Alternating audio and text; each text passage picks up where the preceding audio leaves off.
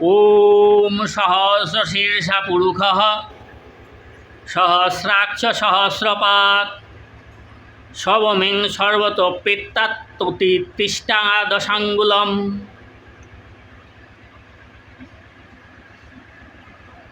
ঋগ্বেদোক্ত পুরুষ সূক্তে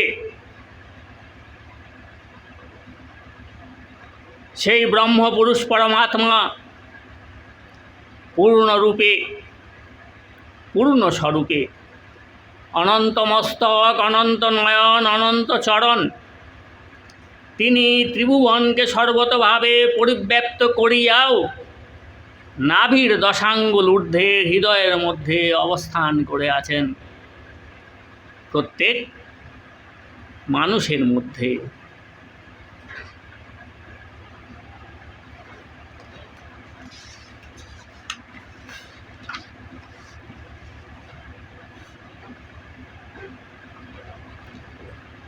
পুরুষ বেদং সর্বং যদ্ভূতং যচ্চ ভাব্যম উতামৃতেত্ব শেষান যদন্নেনাতিরোহতি।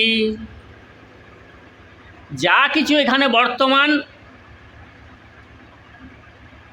সবই পরমাত্মারই স্বরূপ ভূত। যা কিছু হবে তাও পরমাত্মা নিজেই। শুধু তাই নয়, এই পরমাত্মা মুক্তির অধিপতি, তবুও অন্য থেকে উৎপন্ন যে জীব, সেই সকলেরও শাসক। সকলকে নিয়মের মধ্যে বেঁধে রাখার কর্তাও এই পরমাত্মাই। এতাবানস্য মহিমাত জায়ংস্য পুরুষঃ পাদহস্য বিশ্বভূতানি ত্রিপাদস্যামৃতং দিবি। এই পুরুষ, এই পরম পুরুষ ভূত, ভবিষ্যৎ ও বর্তমান কালের সঙ্গে সম্পর্কিত যত জগৎ আছে, এই সব এই পুরুষের মহিমা। এই পরমাত্মার বিভূতির বিস্তার, তাহার পারমার্থিক স্বরূপ শুধুমাত্র এইটুকুই নয়। এই পুরুষ ব্রহ্মাণ্ডময় বিরাট স্বরূপের থেকেও বিরাট। এই সমগ্র বিশ্বের অর্থাৎ এই ত্রিলোক তাহার একটি চরণের মধ্যেই অন্তর্ভুক্ত। তার 1/4 মধ্যে রক্ষিত। তার 3 পাদ এখনো বাকি আছে। ত্রিপাদ অমৃত স্বরূপ, অবিনাশী, পরম প্রকাশমান, দুর্লভ অর্থাৎ তার স্বরূপের মধ্যে স্থিত। ওম ত্রিপাদুদৈ তৎপুরুষঃ পাদহস্য ভবৎ পুনঃ তত বিসঙ্গ ব্যাক্রমাৎ শশনাসনে অভি। এই পরম পুরুষ, এই ত্রিপাদ পুরুষ ঊর্ধ্বে অবস্থান করছেন, অর্থাৎ এই পরমাত্মা অজ্ঞানের কার্যভূত এই সংসার থেকে পৃথক, তথা এই সংসারের গুণ দোষের সম্পর্করহিত থেকেও উচ্চ স্থিতিতে অবস্থান করছেন। তার একটি মাত্র অংশ মায়ার সঙ্গে যুক্ত হয়ে এই জগৎ রূপে প্রতিভাত হচ্ছে। আবার মায়াবশ জড়চেতন নানা প্রকার সৃষ্টি রূপে তিনি নিজেই সব কিছুর মধ্যে পরিব্যাপ্ত হয়ে আছেন। তস্মাদ বিরাট জায়ত বিরাজয়তি পুরুষঃ সজাতরিচ্যত পশ্চাৎ ভূমি মথোপরঃ। সে আদি পুরুষ পরমাত্মার থেকে বিরাটের উৎপত্তি হয়েছে। এই ব্রহ্মাণ্ড উৎপত্তি হয়েছে। এই ব্রহ্মাণ্ডের উপরে ব্রহ্মাণ্ডের অভিমানী এক পুরুষ প্রকট হয়েছেন। এর তাৎপর্য হলো যে পরমাত্মা তার মায়ার দ্বারায় বিরাট ব্রহ্মাণ্ড সৃষ্টি করে তিনি নিজেই তার মধ্যে জীবস্বরূপে অনুপ্রবিষ্ট হয়ে আছেন। তিনি এই জড় ব্রহ্মাণ্ডের অভিমানী দেবতা হিরণ্যগর্ভ। এইভাবে উৎপন্ন হয়ে বিরাট পুরুষ আবার দেবতা, তির্যক প্রাণী, মনুষ্য প্রভৃতি নানা রূপে প্রকাশিত হয়ে আছে। তারপর তিনি ক্ষিতি, অপতেজ, মরুদ্ভূম সৃষ্টি করে জীব শরীর সংরচনা করেছেন।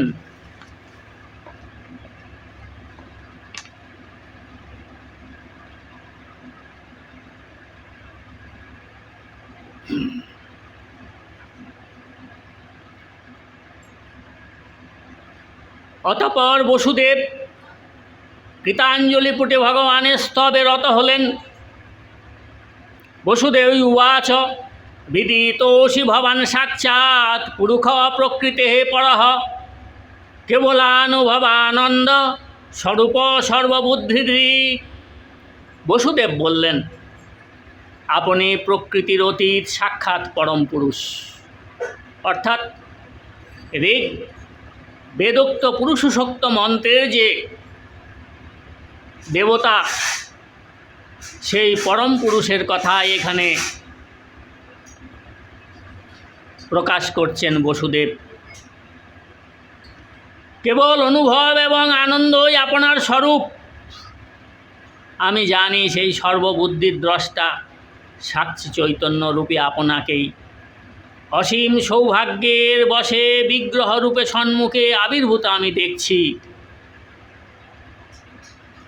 স এব প্রকৃতেদং স এব স্বপ্রকৃতেদং সৃষ্টাগ্রে ত্রিগুণাত্মকম তদনন্তং প্রবিষ্ট ইব ভাব্যসে। আপনি আদিতে নিজের প্রকৃতি থেকে ত্রিগুণাত্মক জগতের সৃষ্টি করেছেন।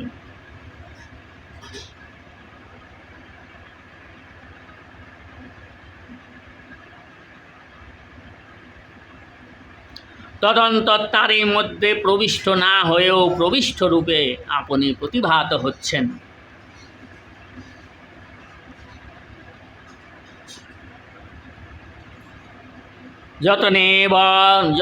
যথমেব বিকৃতা ভাবাস্ততাতে বিকৃতৈঃ নানাবীর্যা পৃথগ্ভূতা বিরাজং জনন্তি সন্নিপত্ত সমাৎপাত্য দৃশ্যন্তে অনুগতঃ ইব প্রাগেব বিদ্যমানত্তান ন তেষামিহ সম্ভব।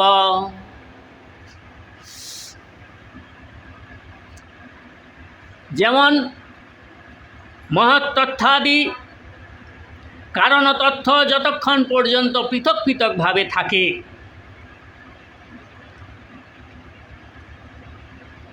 ততক্ষণ তাদের শক্তিও পৃথক পৃথকভাবেই অবস্থান করে। যখন তারা ইন্দ্রিয়াদি ষোড়শ বিকারের সঙ্গে মিলিত হয়, কেবলমাত্র তখনই তারা ব্রহ্মাণ্ডকে সৃষ্টি করে এবং উৎপন্ন সেই সৃষ্টির ভেতরে অনুপ্রবিষ্ট রূপে প্রতিভাত হয়। কিন্তু প্রকৃত তত্ত্ব হল তারা কোনো পদার্থের মধ্যেই প্রবিষ্ট হয় না, কারণ তাদের দ্বারা উৎপন্ন সকল বস্তুর মধ্যেই তারা প্রথম থেকেই বিদ্যমান থাকে। অনুরূপভাবে বুদ্ধির দ্বারায় কেবল গুণসমূহের লক্ষণেরই অনুমান করা যায়। ইন্দ্রিয় সমূহের দ্বারায় কেবল গুণময় বিষয় সকলেরই গ্রহণ হয়ে থাকে।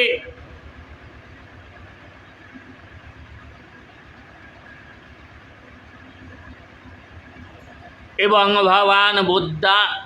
ভবান বুদ্ধ অনুমেয় লক্ষণই গ্রাহ্যই গুণৈ সন্নপি তদ্গুণাগ্রহ অনাবৃতত্তাদ বহিরন্তরং নতে সর্বস্ব সর্বাৎ মন আত্মবস্তুন। অনুরূপভাবে বুদ্ধির দ্বারায় কেবল গুণসমূহের লক্ষণেরই অনুমান করা যায় এবং ইন্দ্রিয় সমূহের দ্বারায় কেবল গুণময় বিষয় সকলেরই গ্রহণ হয়ে থাকে। যদিও আপনি সেগুলির মধ্যে বর্তমান, তথাপি সেই গুণসমূহের গ্রহণের দ্বারায় আপনার গ্রহণ হয় না, কারণ আপনি সর্বস্বরূপ, আপনি সকলের অন্তর্যামী, আপনি পরমার্থ সত্য এবং আত্মস্বরূপ। গুণের আবরণে আপনি আবৃত হন না, সুতরাং আপনার ভিতর এবং বাহির বলে কিছু হয় না।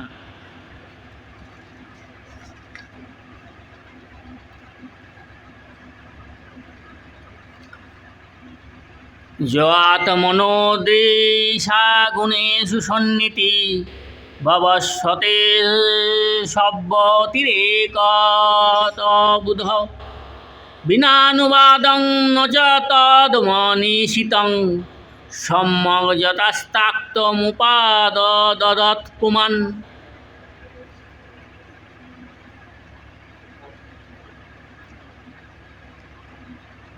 যে ব্যক্তি নিজের এই দৃশ্য গুণসমূহকে নিজের থেকে পৃথক অস্তিত্ববান বলে মনে করে,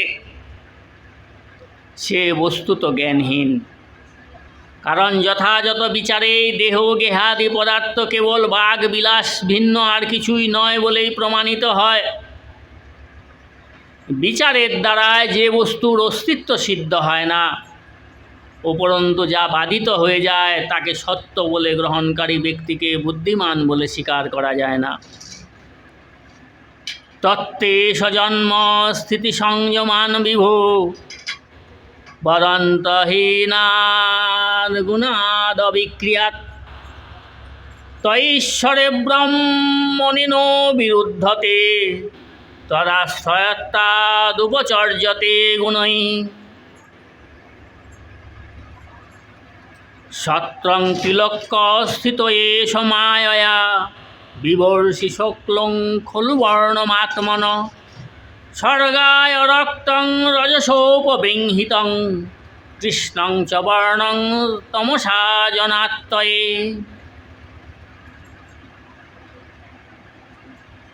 হে প্রভু, হে মায়াতীত,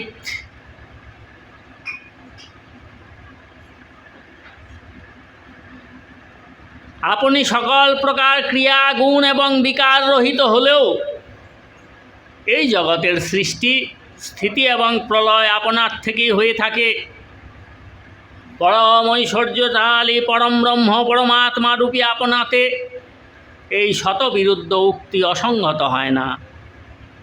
কারণ তিন গুণের আশ্রয় আপনি, এই জন্য এই গুণগুলির কার্যাদি আপনাতেই আরোপিত হয় মাত্র।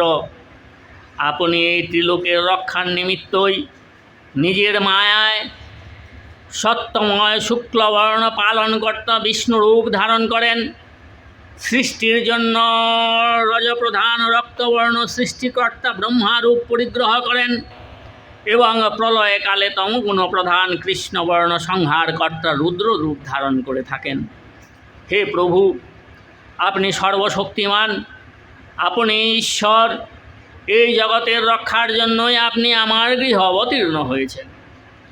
বর্তমানে এই পৃথিবীতে রাজা বা শাসক নামধারী বহু সংখ্যক অসুর দলপতি নিজেদের অধীনে বিশাল সৈন্যবাহিনী সংগঠিত করেছে, তাই আপনি তাদের নিঃশেষে সংহার করবেন। তমস্য লোকস্য বিভূরিরিক্ষু গৃহে অবতীর্ণোসি মম অখিলেশ্বর রাজন্য সংজ্ঞা সুরকোটি জুতপয়ে নিভূয়মানা নিহন্নিষে চৌমুহু অয়ং তসাভ্যস্তব জন্মনৌ গৃহে শ্রুত্রাগ্রজাস্তে নবধীশৎ সুরেশ্বর সতেবতারং পুরুষৈ সমর্পিতং সুত্তাধুনৈবাভিসরতুদায়ুধ। হে দেবদেব, এই মহাদুর্বৃত্ত কংস আমাদের গৃহে আপনি অবতীর্ণ হবেন শুনে আপনার পূর্বে জাত আমাদের সবকটি সন্তানকেই বধ করেছে। আপনার জন্ম নেওয়ার কথা নিজের কর্মচারীদের কাছে শুনতে পেলে সে এখনই উদ্যত অস্ত্রে এখানে ছুটে আসবে। শ্রীশুকযুবাচ অথৈনমাত্মজং বীক্ষং মহাপুরুষলক্ষণম দেবকীতমুপাধাবৎ কংসাদভীত শুচিস্মিতঃ। হে মহারাজ পরীক্ষিত, এদিকে দেবকী দেখলেন যে তার নবজাত পুত্রের মধ্যে পুরুষোত্তম শ্রী ভগবানের লক্ষ্য বিদ্যমান। প্রথমত কংসের কথা ভেবে তার মনে ভয়ের সঞ্চার হলেও পরক্ষণে ভক্তির উদ্রেক হলো এবং সমস্ত ভয় তিরোহিত হলো। দিব্য পবিত্র হাস্যরেখা তার মুখমণ্ডলে ধীরে ধীরে ফুটে উঠল। তিনিও ভগবানের স্তুতি করতে প্রবৃত্ত হলেন।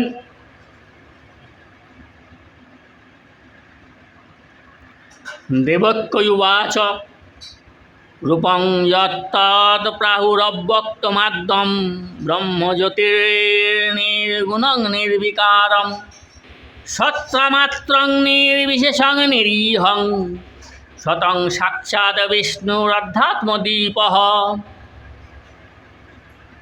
মাতা দেবকী বলতে লাগলেন, বেদ সমূহ যাকে অব্যক্ত সর্বকারণ ব্রহ্ম এবং জ্যোতিস্বরূপ নির্গুণ নির্বিকার সত্তা মাত্র, নির্বিশেষ বা অনির্বচনীয় এবং নিষ্ক্রিয় রূপে বর্ণনা করা হয়েছে, আপনি সেই সাক্ষাৎ ভগবান বিষ্ণু, যিনি বুদ্ধি প্রবৃত্তি যাবতীয় করণের প্রকাশক এবং অধ্যাত্ম প্রদীপ স্বরূপ।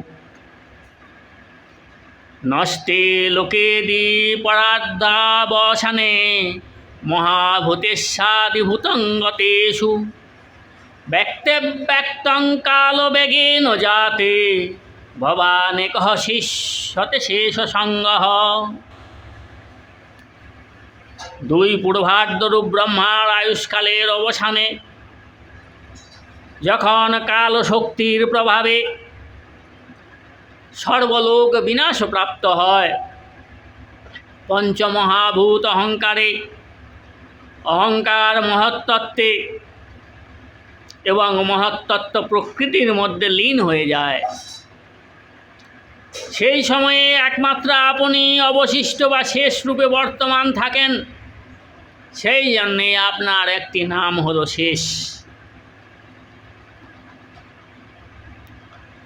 জয়ং কালস্তস্য তে অব্যক্ত বন্ধু চেষ্টা মাহুশ্চেষ্টতে येन বিশ্বম নিমেষাদির্বৎসরান্ত মহীয়াং তং তে শানং ছেমধাম প্রপদ্যে।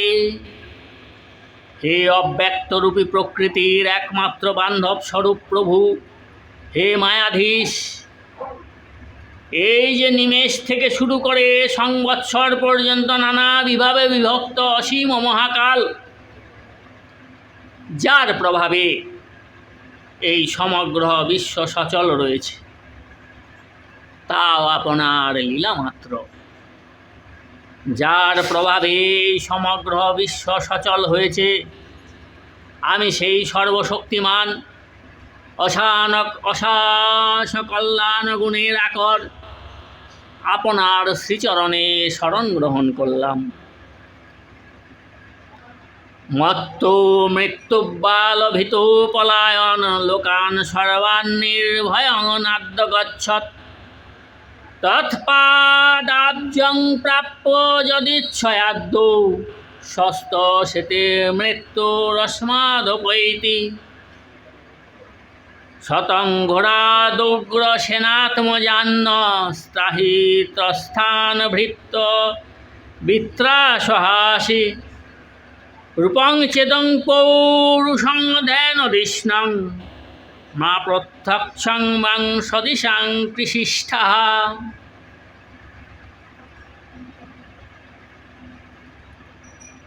হে প্রভু, জন্ম মরণশীল মানুষ মৃত্যুরূপী করাল সর্পের ভয়ে অত্যন্ত সন্ত্রস্ত হয়ে লোক থেকে লোকান্তরে পরিভ্রমণ করে, কিন্তু কোথাও সে নির্ভয়ে শান্তি লাভ করতে পারে না, আশ্রয় লাভ করতে পারে না। তার ফলে সে স্বস্তি লাভ করতে পারে না, শান্তিও পায় না। কিন্তু আজ সে বিনা চেষ্টায় অকল্পনীয় কোনো মহা সৌভাগ্যবশে আপনার শ্রীচরণ পঙ্কজের অভয় আশ্রয় লাভ করে নিশ্চিত হৃদয়ে সুখ নিদ্রায় নিদ্রিত হয়ে রয়েছে। মৃত্যুই বরং তার ভয়ে দূরে পলায়ন করছে। আপনি ভক্ত ভয়হারী, আমরা এই দুষ্ট কংসের ভয়ে নিতান্ত সন্ত্রস্ত, তার হাত থেকে আমাদের রক্ষা করুন। আপনার এই চতুর্ভুজ দিব্য রূপ ধ্যানের বিষয়। যাদের দৃষ্টি কেবলমাত্র রক্ত মাংসের শরীরের প্রতি নিবদ্ধ, সেই সব জড়বাদী দেহাভিমানী ব্যক্তির সম্মুখে আপনার এই রূপ কখনোই প্রকাশ করবেন না। হে মধুসূদন, আমার গর্ভে আপনি জন্ম নিয়েছেন, এই সংবাদ যেন এই পাপিষ্ঠ কংস জানতে না পারে। আমি আর ধৈর্য ধারণ করতে পারছি না।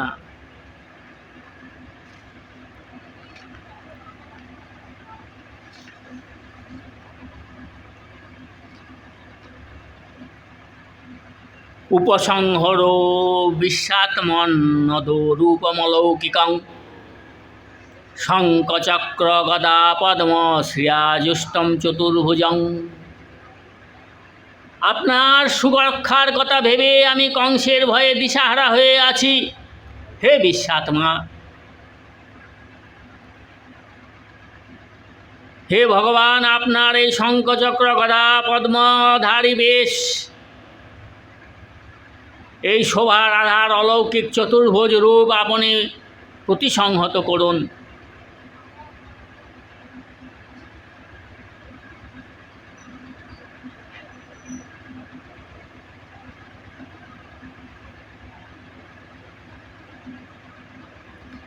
বিশ্বং যদি তৎসতনো নিশান্তে যথাবকাশং পুরুষং পরো ভবান বিবর্তি সোয়ং মম গর্ভগোভূ দোহো নীলোকস্য বিড়ম্বনং হিত।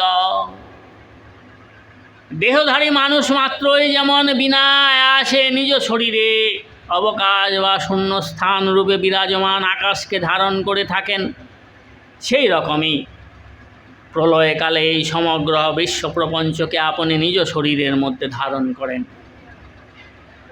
সেই পরম পুরুষ পরমাত্মা আপনি আমার গর্ভে আশ্রয় নিয়েছেন। এই ঘটনা আপনার অদ্ভুত মনুষ্য লীলা ছাড়া আর কি। শ্রী ভগবান উবাচ তমেব পূর্বসর্গে ভূপৃষ্ণি স্বয়ম্ভুবে সতি তদায়ং সুতপা নাম প্রজাপতিরকল্মষঃ যুবাং বৈ ব্রহ্মণা দিষ্টো প্রজা স্বর্গে তদা তত সন্নিমেন্দ্রিয়গ্রামং কৃপাতে পরমং তপঃ। শ্রী ভগবান বললেন, হে দেবী, স্বয়ম্ভুব মনন্তরে তোমাদের প্রথম জন্মে এই বসুদেব সুতপা নামক প্রজাপতি রূপে এবং তুমি পৃষ্ণি নামে তার পত্নী রূপে জন্মগ্রহণ করেছিলে। তোমরা উভয়েই ছিলে একান্ত রূপে পবিত্র চরিত্র এবং বিশুদ্ধ হৃদয়। ভগবান ব্রহ্মা যখন তোমাদের প্রজা সৃষ্টির আদেশ দিলেন, তখন তোমরা ইন্দ্রিয় সমূহকে সংযত করে কঠোর তপস্যা করেছিলে।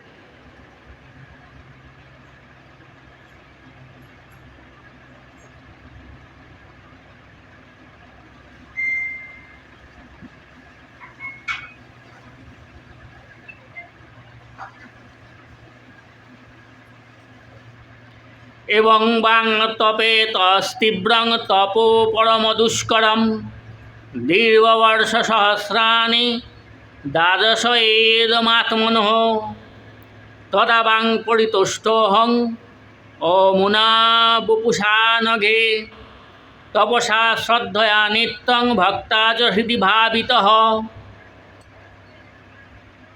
হে অপাপবিদ্যা দেবী, তোমরা দুজনে এইভাবে তপস্যা, শ্রদ্ধা এবং প্রেমপূর্ণ ভক্তিতে নিত্য নিরন্তর আমাকে হৃদয়ে ভাবনা করায়, তখন তোমাদের প্রতি প্রসন্ন হয়ে তোমাদের অভিলষিত বস্তু প্রদান করার ইচ্ছায় বরদরাজ স্বরূপ আমি এই রূপ ধারণ করেই, অর্থাৎ শঙ্খ চক্র গদা পদ্মধারী রূপেই তোমাদের সম্মুখে আবির্ভূত হয়েছিলাম এবং বাঞ্ছিত বর প্রার্থনা করো। আমি এই কথা বলে তোমরা আমার মতো পুত্র প্রার্থনা করেছিলে।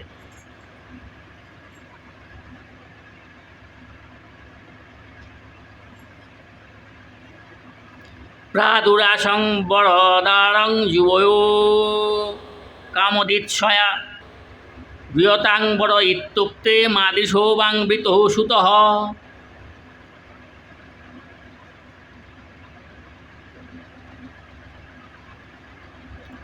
গতে ময়ে যুবাং লব্ধা বরং মৎসদি সংসুতম গ্রাম্যান ভোগান ভুঞ্জানাং যুবা প্রাপ্ত মনোরথ। আমারই মতো পুত্র লাভ করবে এই বর তোমরা প্রাপ্ত হলে আমিও সেখান থেকে প্রস্থান করলাম। এইভাবে সফল মনোরথ হওয়ার পরেই তোমরা বিষয় সুখ ভোগের দিকে মন দিয়েছিলে। এদিকে আমিও জগৎ সংসারের শীল, স্বভাব, ঔদার্য এবং অন্যান্য গুণে আমার সমান অন্য কাউকে খুঁজে না পেয়ে নিজেই তোমাদের পুত্র হয়ে জন্ম নিলাম।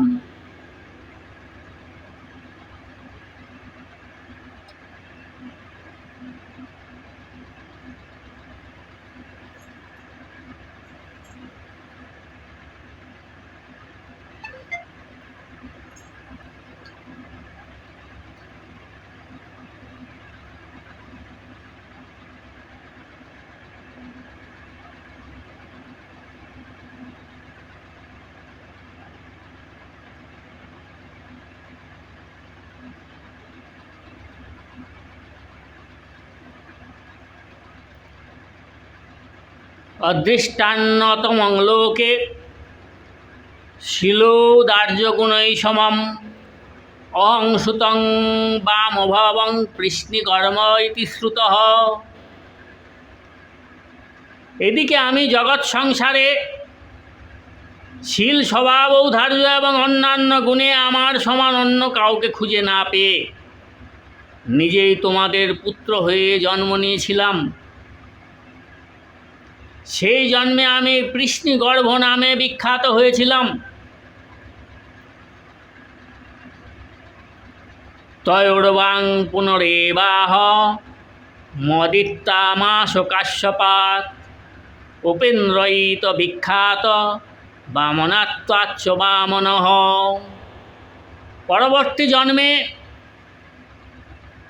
বসুদেব কশ্যপ ঋষি এবং তুমি মা অদিতি নামে আবির্ভূত হয়েছিলে।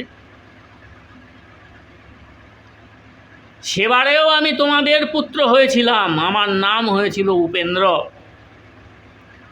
এবং খর্বাকৃতি বিশিষ্ট হওয়ায় আমার নামান্তর হয়েছিল বামন।